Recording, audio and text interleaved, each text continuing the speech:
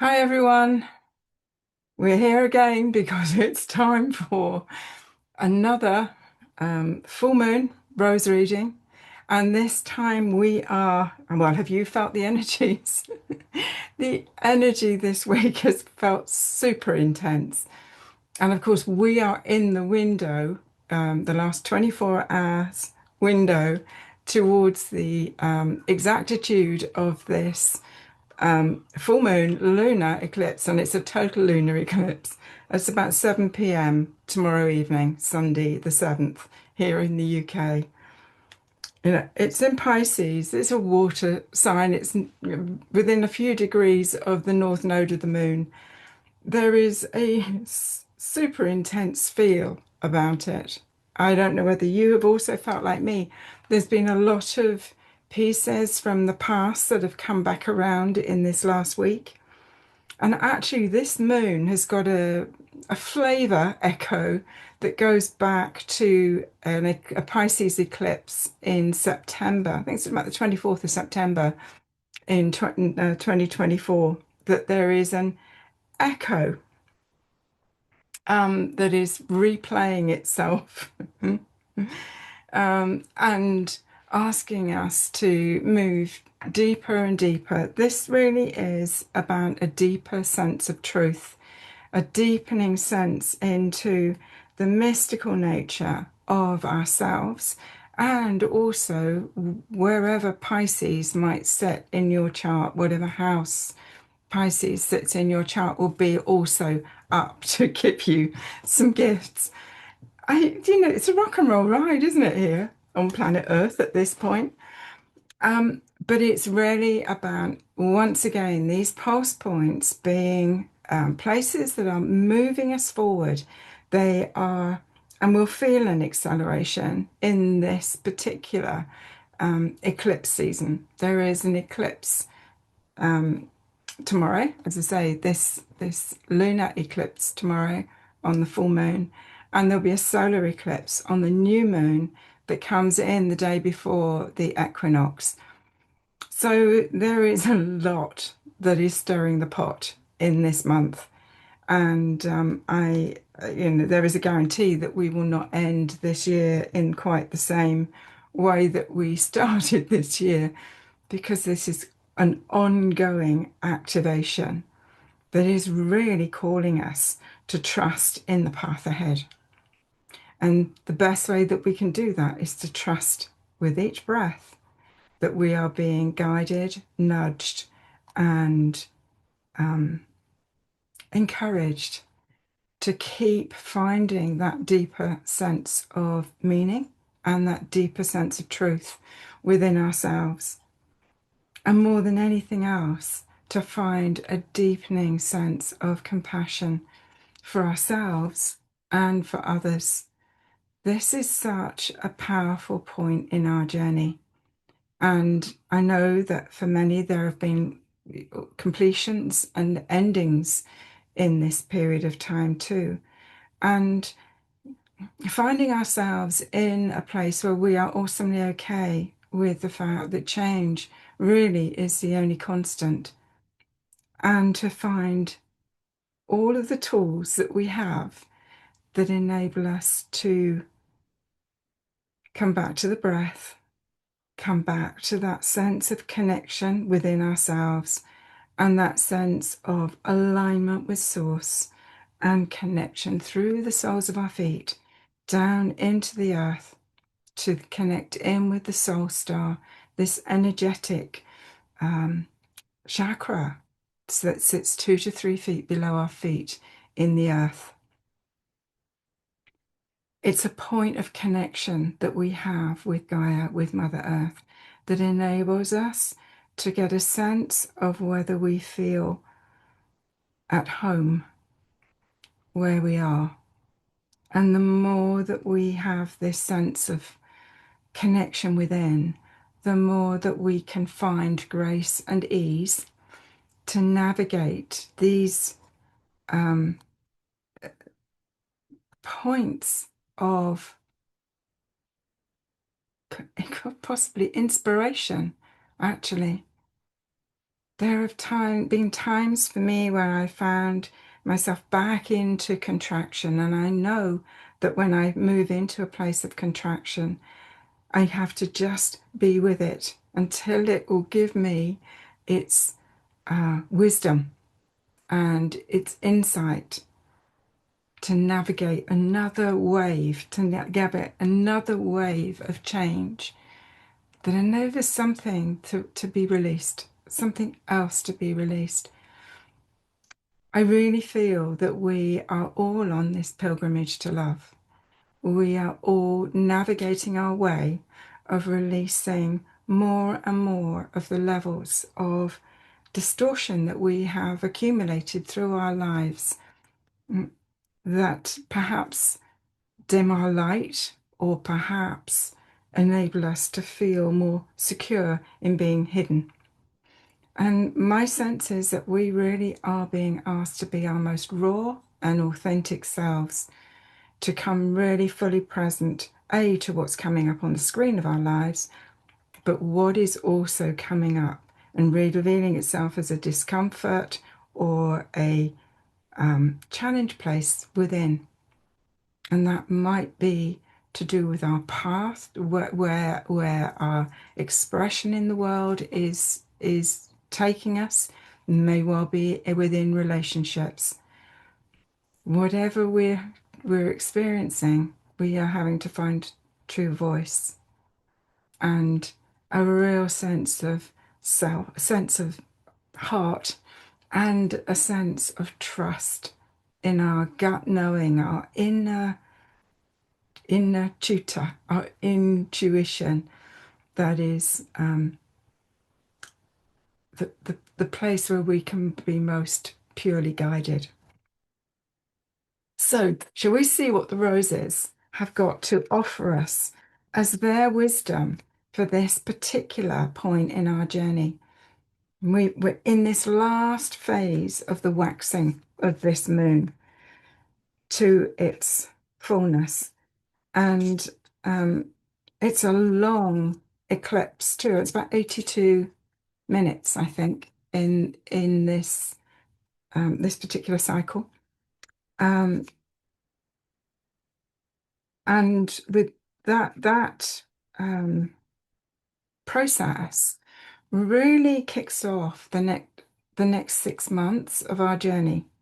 So it's very interesting as I'm shuffling these cards. I'm mindful of the fact that I'm taking a group on an inner pilgrimage. It's an online inner pilgrimage with the roses and the rose dragons that starts at equinox and will take us through to spring equinox into here in the Northern Hemisphere, the most yin time of the year, to dive deep with the roses, to garner their wisdom and to find deeper and deeper places within ourselves that they are inspiring us to explore.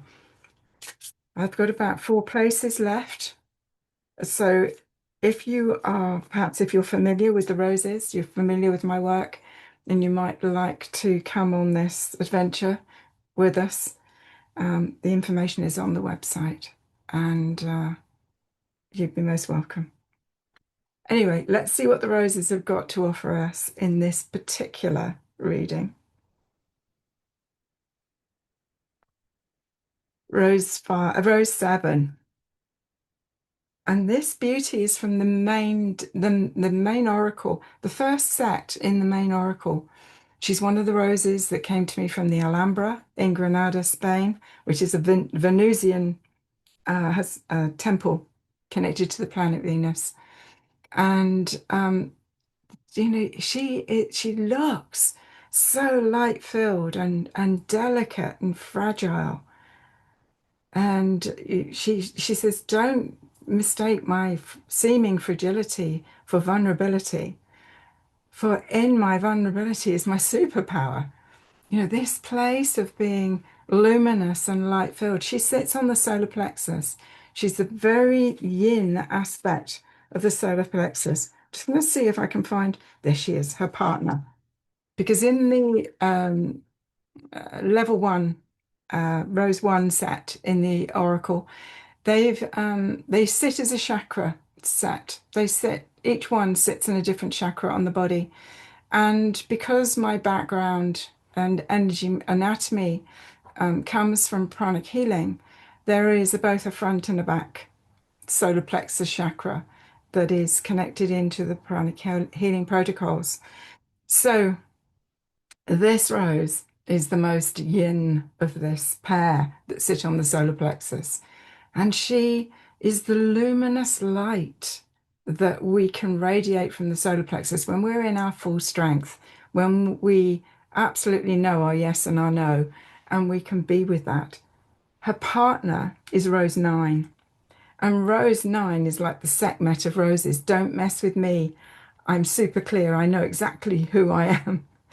And she's deep and fleshy, this Rose. Most of the time, she will sit over Rose 7 and protect her and allow that sort of sense of the luminous light in the solar plexus to have this boundary, this sense of protection. But once we are really fully home in ourselves, there is a choice point, and actually she can then sit forward with the protection and the support of Rose 9 behind her. So, what is this rose telling us about this luminous light in the solar plexus? And how do we come into contact with our most vulnerable self, our most subtle place of belonging? When we fully own our vulnerability, nobody can go and blow us over, because absolutely the shadow has been alchemized to light. And you'll see that the gold is in here, right? She's totally golden. And she has the support of Rose 9.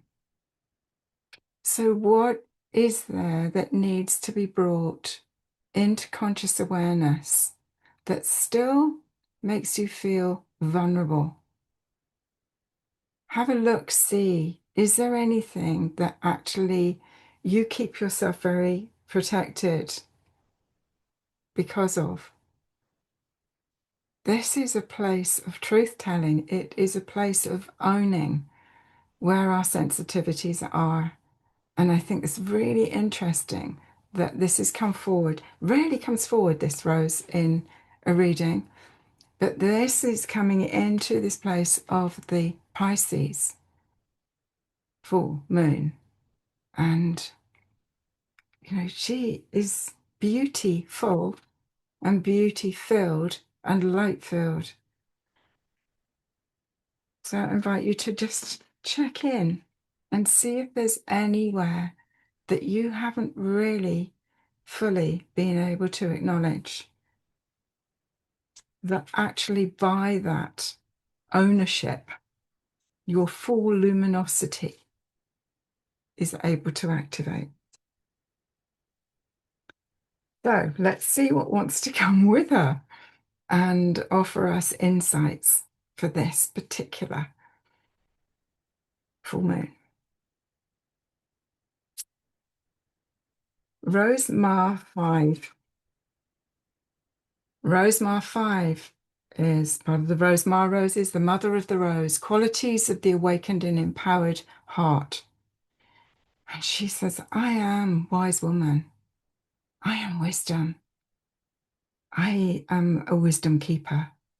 And what is interesting about this rose is, she's incredibly deep. There's a great depth inside here. But she's one of the few roses in this particular oracle that have come with buds. So what this is telling me is that this is about tribe. This is about finding the places where you are fully seen and you know that you belong. So there is a place of belonging with this rose. And actually this also sits with this rose, because this is about belonging. This is about belonging to ourselves, belonging fully to our story, belonging fully to what we've come to alchemize. Um, and this says, no, I hold the place of wise woman. I am here with my sisters and brothers, and I know that I am here for purpose at this time. Let's see what the third rose is that wants to come forward and share her wisdom.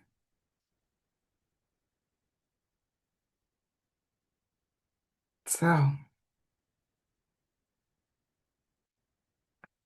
rose 6. Well, that's a powerful little group that's come together this evening. Rose 6 sits on the sacral chakra. Again, she is from this original set of 11 roses that form a chakra grid on the body. We're very pink this evening. So this rose is absolutely asking us to be anchored within body, to be embodied. If we're looking at base chakra as being tribe, I'm Sandra Marie, here I am, I've arrived, and this is the land that I've chosen to birth on, and this is my birth family of origin that are gifting me all of their patterns and their stuff in my childhood. And this is the very foundation that I've come into. Am I safe and loved? Am I held? And what particular patterns is this family running? And then when you move into the sacral chakra, when you rise to the sacral chakra, it's what Jung would call the individuation. Who am I inside that tribe? What have I brought through in my own soul's calling, my own soul, for my own soul's evolution? But what have I immersed myself in, particularly in the first 5 to 7 years of life, that has set the pattern for me to unpack and alchemize, to find out truly who I am? So this is like the foundation. The base and second chakra for me are like the foundation. They're the base plate of Maslow's triangle. You can't climb vertically unless you have really foundated yourself in this sacral chakra. And it's the most complex chakra to clear. So it contains your sensuality, your sexuality, your creativity, your procreativity, and your sense of worth, your sense of self-value, your sense of self-love, and your ability to hold money, which is a currency. It's a currency exchange in this particular evolutionary point we are. So, is that, does that make this area a beautiful golden chalice? Or is it a leaky calendar? Is there still work to do around your sense of worthiness?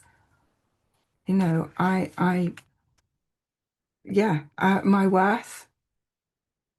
So she is calling you to connect really deeply into that sense of embodiment. The Magdalene asked us to be fully 100% physical and 100% spiritual. And I know, unlike many, have spent most of my life trying to get out of my body. It was only as the roses started to come in 210 that I realized there was a reverse procedure that needed my attention. So we are asked to be fully embodied, fully present. And actually, you will notice that whenever anybody is fully embodied, their voice carries a deeper timbre than it would do if it was a lot of head stuff that is being spoken of. There is a real sense that we are being called ever deeper into connection with this physical body and the elements, earth, air, fire, and water, that are in our physical bodies in the same ratio and balanced as they are in Mother Earth. So that embodiment is the calling to fully connect with the element of air, the element of fire, water, and earth, to be really fully present in this vessel. This vessel comes from the earth and returns to the earth. This is our anchorage deep within the substance of this physical body. And interestingly, the sacral chakra is connected to the water element, and this particular full moon in Pisces is also connected to the water element. So here are our 3 roses.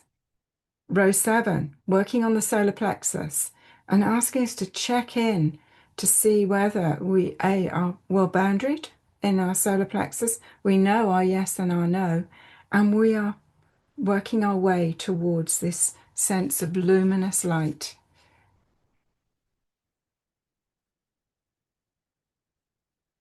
Rose Ma 5. I am wise woman. I am a wisdom keeper. And I have connection with my brothers and sisters of light that are of like frequency. And at the deepest essence, I know who I am. And I am fully embodied here.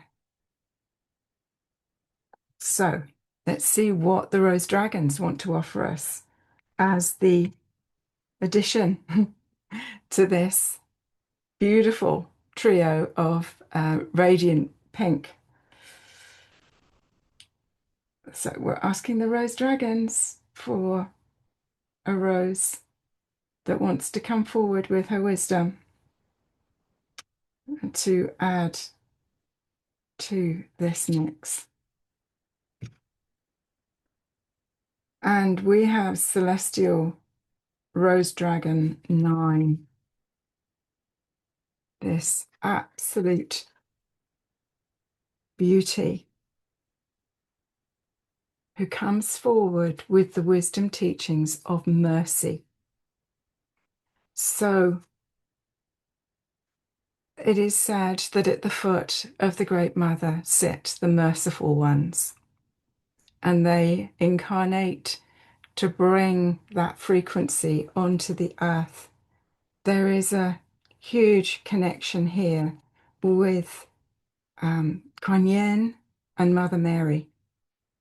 This beautiful rose actually came to me when I was in Rennes-le-Château on one of my trips to France, and really called to be part of this particular Rose Dragon set. So, where can we find mercy for ourselves and for others? We have not walked in another's moccasins. But how beautiful that she too is holding this pink ray. So I hope that has been an interesting reading for you, and full moon blessings. And may you journey through this eclipse, this blood moon eclipse. And actually, if you're here in the UK, you want to be outside about 7:30 tomorrow evening, if we've got clear enough skies, to see that rising moon in the east. We will just at that point get that tail end of the absolute eclipse and may get a glimpse of this, this red moon. We are in powerful times, and may the roses bless you on your journey. Bye for now.